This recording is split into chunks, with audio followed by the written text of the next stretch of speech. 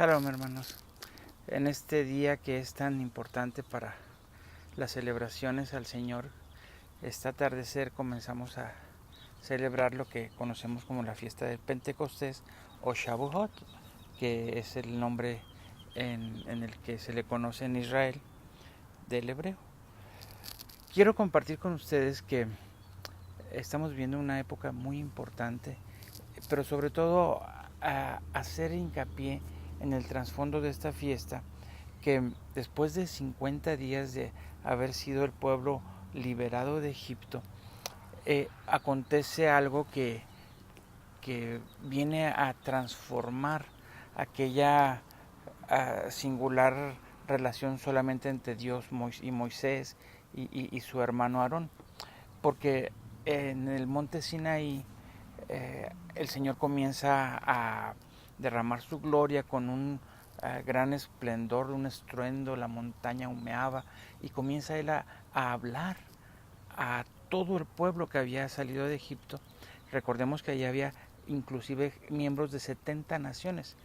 Las instrucciones que Dios dio no eran exclusivamente para el pueblo de Israel, sino para todos aquellos que habían tenido la oportunidad, un reflejo de lo que ahora nosotros gozamos, que fue por el pueblo de Israel, pero una bendición para el mundo. Y el Señor comienza a dar los mandamientos, pero con ese estruendo de voz que el mismo pueblo le dice a Moisés: no queremos que Él nos hable, tenemos miedo, mejor que te hable a ti y transmítelos a nosotros.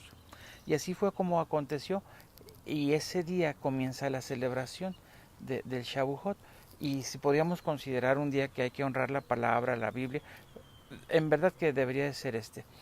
Pero no obstante eso, después de la resurrección de nuestro Señor Jesucristo, el Señor les dice a los apóstoles que deben de esperar. Él les aparece por 40 días. Estuvo después de la Pascua 3 días hasta que resucita, de manera que ellos tienen que esperar una semana hasta que viene el día 50, que es el Pentecostés, donde viene el derramamiento del Espíritu Santo en el aposento alto.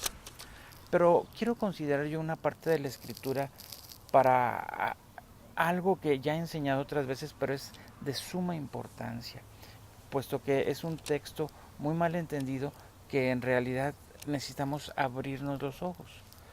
Después de que el pueblo de Israel formó esa gran nación y que Salomón fue la cúspide de su reino, de que fue con gran entereza y fue la nación más próspera de la tierra, ellos comenzaron a entrar en un pecado de idolatría y se fueron corrompiendo a tal grado que tuvieron que ser llevados presos a Babilonia. Entonces ellos entraron en una maldición que les duró 70 años. 70 años cautivos. Unos solamente fueron transportados, otros fueron esclavizados, otros fueron muertos. Pero después de que se cumple ese tiempo, Ciro, el rey en aquel entonces, da la oportunidad, Dios le toca su corazón y da la oportunidad de mandar a alguien a que comience a reedificar el templo al Dios de Israel. Entre ellos Nehemías, Esdras y todo eso de historia que conocemos.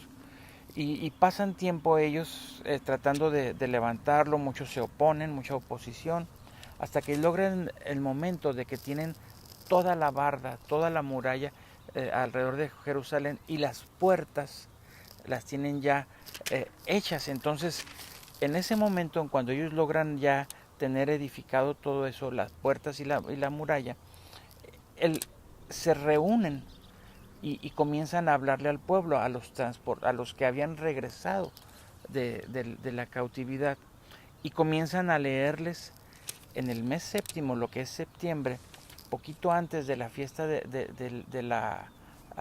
los tabernáculos, comienzan a leer lo que es la palabra de Dios, que ellos estaban ciegos, no la conocían. Y comienzan, dice la palabra, que desde el amanecer, supongamos 5 o 6 de la mañana, hasta el mediodía, hasta las 12 del día, por más de 5 o 6 horas, ellos estaban escuchando la palabra de Dios a través de Esdras, que le hicieron una especie de de cubículo para que se subiera y que todos pudieran escuchar, y todos estuvieron muy atentos. Entonces ellos estaban muy entristecidos porque ellos se dieron cuenta que todo lo que hacían, en los pecados que habían recurrido y por qué habían caído en cautividad. Entonces es ahí cuando, después cuando termina de leer la palabra, Esdras les dice estas palabras que son tan mal entendidas. Me refiero en el libro de Nehemías a capítulo 8, en el versículo 10. Voy a leer desde el 9. Y Nehemías el Tirshata y el sacerdote Esdras escriba y los levitas que hacían entender al pueblo dijeron a todo el pueblo: Día santo es Yahweh nuestro Dios, no os estéis tristes ni lloréis, porque el pueblo lloraba oyendo las palabras de la ley. Lloraba debido a que le redarguía la conciencia porque habían obrado mal. Versículo 10, díjoles luego: Id, comed grosuras y beber vino dulce, enviad porciones a los que no tienen, porque día es santo a nuestro Señor, y no estés tristes, porque el gozo de Yahweh es nuestra fortaleza. He aquí el punto. Muchos creen que ir a danzar a la iglesia, ir a cantarle al Señor, es la fortaleza. Pero no hay ningún versículo tan mal entendido en la iglesia que ese. El pueblo había sido debilitado, había caído cautivo. Dios nuestro Padre estaba triste. Como tú como padre, si tienes hijos, si lo ves enfermo, si lo ves débil, vas a estar triste. Entonces Esdras y Nehemías les dice: coman, fortalezcanse.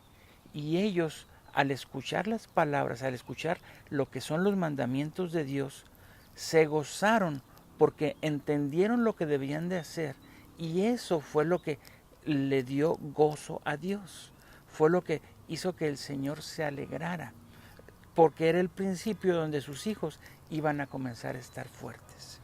Leamos lo que dice en el versículo 12. Y todo el pueblo se fue a comer y a beber, y a enviar porciones y a gozar de grande alegría. ¿Quiénes estaban gozando de alegría? Ellos, dice, porque habían entendido las palabras que les habían enseñado.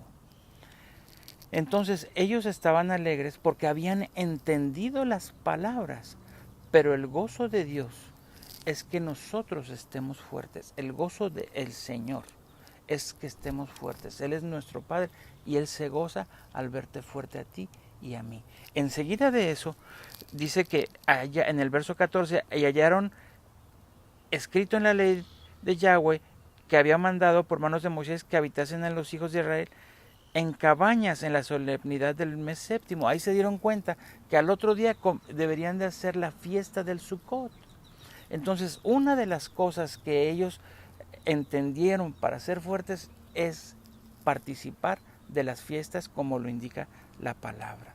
Entonces, creo yo que una de las cosas que nos fortalece, debido a que hay cosas que nosotros por nosotros mismos no podemos lograr confrontar, por ataduras, por maldiciones, por cosas de nuestro pasado, aún genéticas, que las fiestas, las ofrendas en las fiestas nos hacen poder superarlas.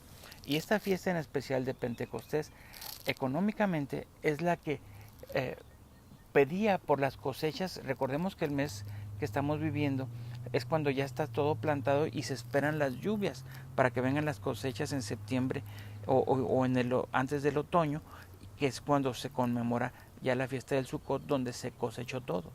Entonces ellos ofrendaban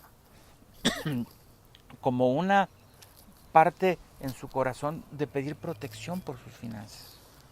Dios mismo había establecido que antes de esa época, donde podían ser inundadas sus cosechas por mucha lluvia o podía haber una sequía, ellos dieran el tiempo de ofrenda. Ahora tenemos la bendición de que después, pasando tantos años, se revela el mismo Espíritu Santo, es derramado sobre toda carne en el día del Pentecostés, honrando la misma fiesta. Y ese Espíritu Santo ahora nos da a nosotros un mayor entendimiento y una nueva guianza, algo más claro para nosotros, para nuestro corazón. De tal manera que participemos en estas fiestas y que nosotros hagamos que el Señor esté gozoso con fortalecernos, que nos vea fuertes guardando sus mandamientos. Shalom.